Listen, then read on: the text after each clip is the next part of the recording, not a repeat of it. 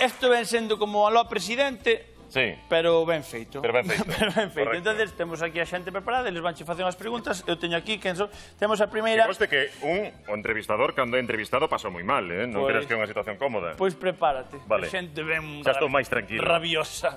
Ela ven da Coruña, chamase Elena Sabín, donde a temos, Elena. Hola, Elena, que tal? Cal é a túa pregunta para Kiko? É máis difícil ser neutral cando se fala da actividade política, da actualidade política, perdón, que de fútbol. Digo que eu son do Depor como vostede. Iso é que é unha persoa inteligente, moi boa pregunta, sen dúbida. Gracias, Elena.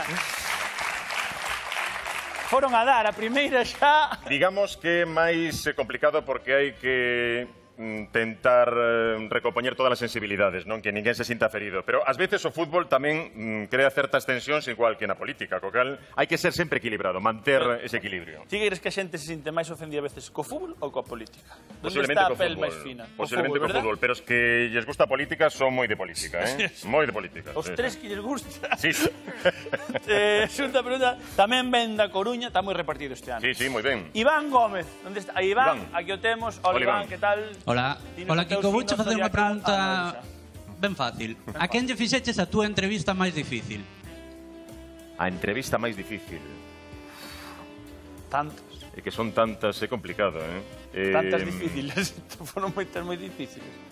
Bueno, non vou dicir o nome, pero algún político que estaba nunha situación moi delicada, que estaba a piques de dimitir, e era moi complicado sacarlle esa resposta que tiña que darla. Sí, eso non existe. No, pero non era galego, era de fora. Pero estranxeiro. Bueno, vamos, de moi lonxe, ademais. Sí, terreo pantanoso. Sí, estaba pantanoso, David, te quedas moi ben. Qué bonito cando presentabas Galicia por diante. Sí, o último programa está me quedando moi ben. Laura Sangemeterio de Narón, donde está? Hola, Laura. Hola, buenas noches. Buenas noches, Laura. Mi pregunta es un poco íntima. Sí. ¿Ligan mucho los locutores de radio? Os de radio moitísimo. ¿Sí? Sí. Canta claro. Na radio.